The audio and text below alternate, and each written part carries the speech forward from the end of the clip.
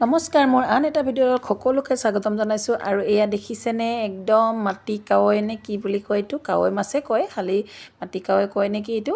তাৰপিছত এয়া প্ৰথমতে কাটি বাছি লৈ নিমখ হালধি দি অকণমান দেৰি এনেকৈ ধুনীয়াকৈ ৰাখি দিম মই, নিমখ হালধি দি এনেকৈ। আৰু কাৱৈ মাছটো যে খাবলৈ যিমান ভাল, বাচিবলৈও সিমানেই টান। বহুত মানে হেৰিৰে বাচি মেলি এয়া ৰেডি কৰি ল'লোঁ কষ্টৰে। কাঁইটো বহুত থাকে সৰু সৰু, আৰু খাবলৈও বহুত টেষ্টি। আৰু এয়া ধনিয়া পাত লৈছোঁ আৰু পিঁয়াজ, আৰু এইফালে মই নৰসিংহ পাত অলপ ল'লোঁ। নৰসিংহ পাতৰ লগত বনাম অকণমান হেল্ডিকৈ। আৰু এইফালে মাছখিনি এতিয়া মই ফ্ৰাই কৰি ল'ম প্ৰথমতে। আৰু এয়া চাওক, তেলখিনি গৰম কৰি মই মাছখিনি এয়া ফ্ৰাই কৰি ল'ম ভালকৈ। এয়া চাওক, মাছখিনি মই ফ্ৰাই কৰি ল'ম ভালকৈ।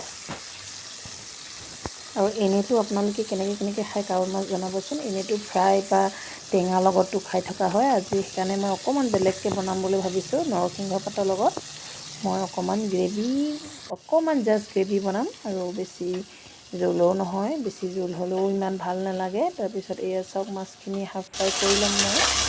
এয়া চাওক, ফ্ৰাই হৈছেগৈ, আৰু অকণমান দেৰি ৰাখিম। এয়া চাওক, এতিয়া হৈ গ'ল। বেছি ফ্ৰাই কৰিলেও মানে মাছৰ সেইটো ভাল নালাগে তৰকাৰীকণ। আৰু এয়া মোৰ প্ৰায় হৈ গ'ল এতিয়া ফ্ৰাই। তাৰপিছত এতিয়া মই এয়া নৰসিংহ পাতখিনি মই পেষ্ট বনাই ল'ম প্ৰথমতে। বিলাহী চিলাহী দি লৈছোঁ। আৰু এতিয়া মই মাছ ভজা কেৰাহীখনতে এনেকৈ পিঁয়াজ এটা কাটি ধুনীয়াকৈ ভাজি ল'ম। আৰু তেনেই চিম্পুল, তেল বেছি ইউজ কৰিব দৰকাৰ নাই। ইয়াতে যিকণ আছে সেইকণৰে হৈ যায়, পুটুককৈ হৈ যায়। আৰু এতিয়া আদা নহৰু অকণমান দি দিছোঁ তাতে, আৰু হালধি দিছোঁ, জোখ অনুসৰি নিমখো দিব। তাৰপিছত এইখিনি এনেকৈ ভাজি ল'ম, এনেকৈ ধুনীয়াকৈ অকণমান এয়া ৰঙচুৱা হোৱালৈকে। তেতিয়াতে মই নৰসিংহ আৰু বিলাহীৰ যিটো পেষ্ট বনাই লৈছিলোঁ মই, সেইটো দি দিছোঁ। আৰু এইখিনি এনেকৈ হেতাখনেৰে এনেকৈ ধুনীয়াকৈ অকণমান দেৰি ভাজি ল'ম, ভালকৈ ভাজ খোৱালৈকে, কেঁচা গোন্ধ নোযোৱালৈকে নৰসিংহ পাতৰ। আৰু এনেকৈ ভাজি থাকিম অকণমান দেৰি। এয়া চাওক, কেঁচা গোন্ধ নথকালৈকে। এয়া এতিয়া ভাজ খাইছেগৈ। আৰু ভাজ খালে মানে মই অকণমান গ্ৰেভি বনাম, জোল মানে একদম লাইট আৰু অকণ জোল সানি খাব পৰাকৈ। আৰু এয়া তেতিয়াতে মই অকণমান গৰম পানী দিছোঁ। বেছি জোল নবনাওঁ মই কৈছোঁৱে, সেইটো কাৰণে মই কম পানী ইউজ কৰিছোঁ। আৰু এয়া চাওক, অকণমান জাষ্ট জোল। আৰু এতিয়া এয়া উতল আহিছে। উতল আহোঁতে এতিয়া মই মাছখিনি দি দিম। মই কাৱৈ মাছখিনি দি দিছোঁ।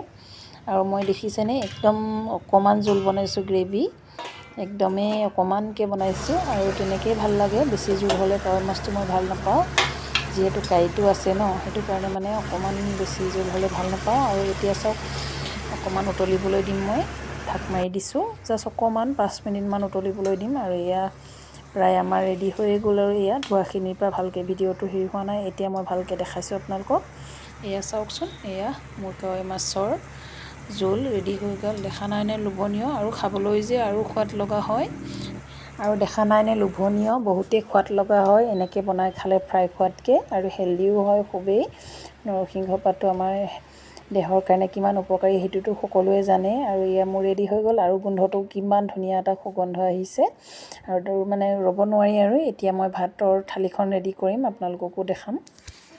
আৰু তেতিয়াহ'লে ব'লক, মোৰ ভাতৰ থালিখন মই কেনেকৈ ৰেডি কৰোঁ আপোনালোকক দেখাম। এয়া লৈছোঁ মই ভাত ৰেডি কৰি। আৰু এয়া দেখিছেনে, এনেকৈ আজি মই অকণমান বেলেগ ষ্টাইলত ভাতখিনি সজাইছোঁ। লগত আছিল মূলা আলু ভাজি, আৰু লগত আছিল অমিতা, দাইলৰ খাৰ এটা আছিলে। তাৰপিছত এতিয়া লৈছোঁ মই, এয়া চাওক, কাৱৈ মাছৰ জোল, যিটো আপোনালোকক ৰেচিপি দিছোঁ। আৰু এইটো চাওক, লগা নাইনে লোভনীয়, আৰু কি লাগে। আৰু এয়া চাওক, আৰু লগত এটা ভোট জলকীয়া লৈছোঁ। এয়া চাওক, আৰু লগা নাইনে লোভনীয়। আমাৰ থালি ৰেডি হৈ গ'ল। মোৰ স্পেচিয়েল থালি ৰেডি হৈ গ'ল। এয়া চাওক, আছে কাৱৈ মাছৰ, আৰু ইফালে আছে অমিতা খাৰ, আৰু ইফালে মূলা পাত আলু ভাজি। আৰু মোৰ স্পেচিয়েল থালিখন ৰেডি হৈ গ'ল।